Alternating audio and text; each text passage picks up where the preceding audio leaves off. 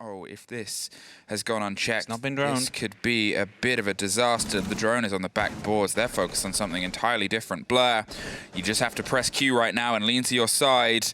You see ahead. Is this trick of discipline right here? Leon Gates will fall back. Blur is still in here. They have no clue.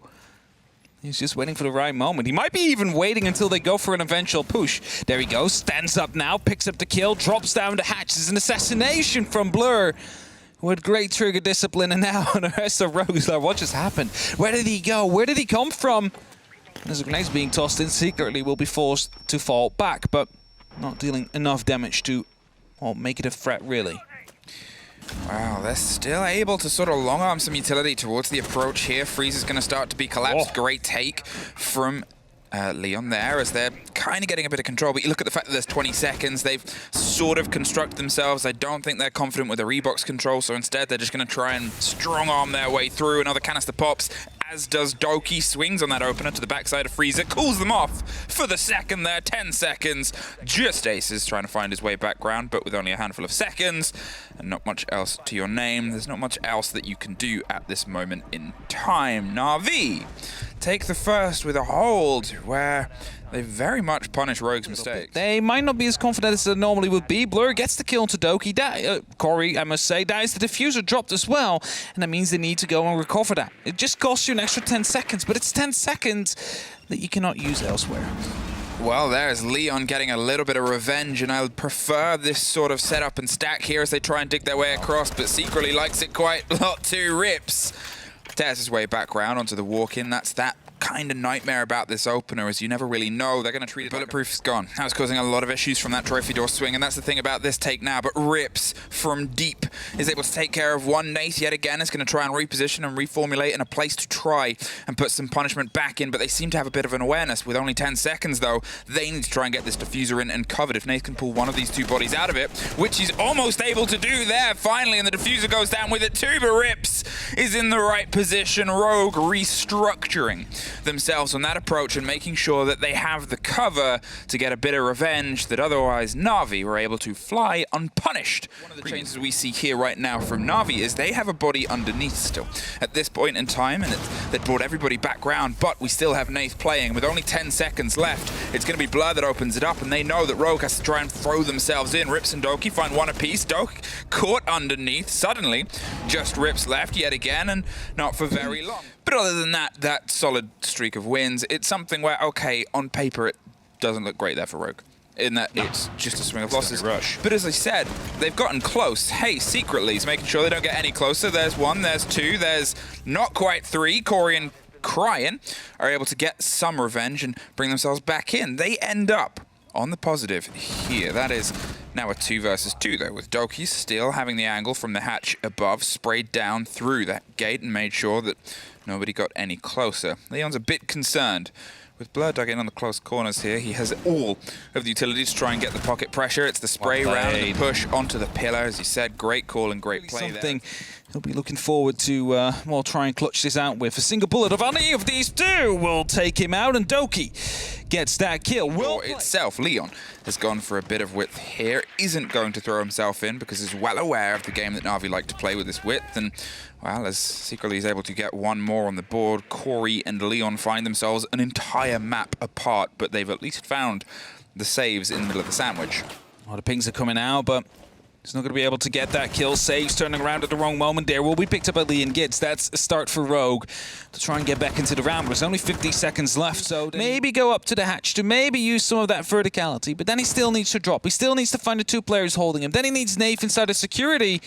It is almost a mission impossible. Doki's coming up behind him as well, but he won't even get there. As well as stepping into this aggression, you still got to try and remove the structure, and that's the pull and the play here. Nath making sure that that drone stays unchecked, but he definitely wasn't. Cryan was stacked on the bottom of White Stairs. They went very heavy with the hold and the protection here. It puts saves in a very tricky situation as everything else starts to come through on the mantle. It's the swing round from Trophy. Blur is able to get one. They put a lot towards getting the lock off. He's ready to take the hatch, and he 30 seconds left. A 3 versus 2. Corey's got himself ready to try and swing, potentially on the close left, but Blur has repositioned. Blur's got himself dug in on the close corner behind A shield secretly is pulled away, suffers a little bit on the escape, but Blur again, if he goes unchecked here, he can swing on Corey. He does. He goes for one more, can't quite connect it. Finally found him, but you've got 10 seconds and a cold diffuser. They've got to try and pick it up. They go high. Secretly he's gone low, but he gives the game away. Crying just sees the trails and follows them home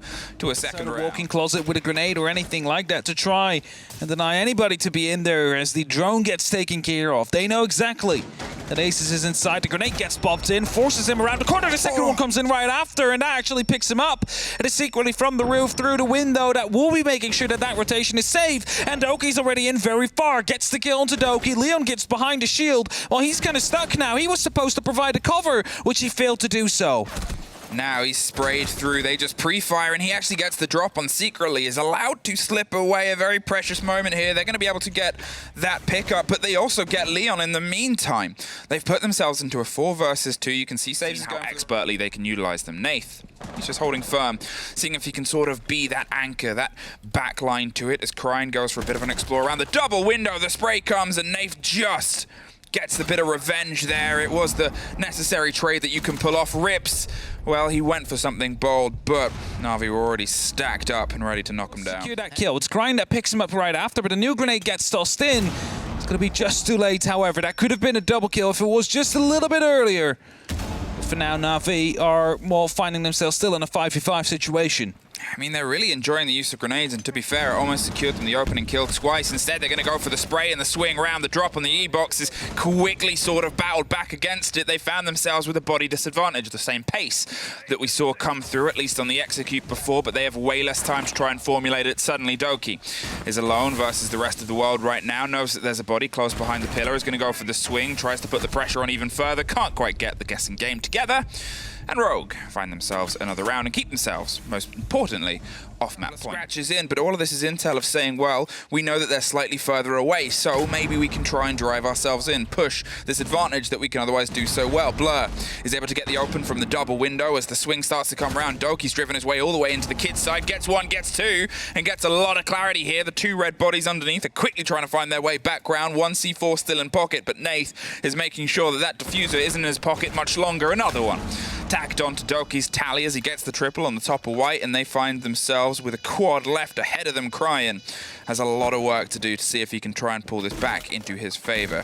And unfortunately, a soft barricade is going to give the intense game away. Doki gets the quad instead. NaVi get themselves on map point. And inside of security, Blur will do exactly that, gets the first one. But the question is, do they know about the one roamer inside a classroom that has the opportunity of striking hard? It's Cryin actually that's deciding to go for the rotate now. That is going to be that pressure gone, and that allows Nath now to go for a plant in deep inside of the kitchen.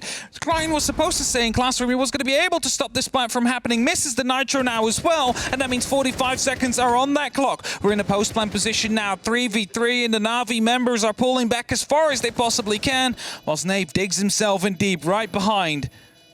Kitchen appliance there, just waiting. Well, Leon opens up in the best possible way with a double. Blur tries, but cannot quite get the overwhelm on the top. And Rogue, they're able to get that post-plant, they're able to get that diffuser gone, and they're able to get themselves a 4th round on the board here. That was demonstrated poorly too. Now, with that canister popping off, it buys them a few seconds of laundry to focus their fight elsewhere. The grenades are starting to try and shape their way around. They're trying to just drive the bodies back and give themselves a bit of space on the entrance of the flat firefight, and the floor here is Cryin is trying to make sure their landing is rough. It's Doki down the back corridor, drops Doki. 1, drops 2, and with the 3rd coming, a flawless end, a NaVi day.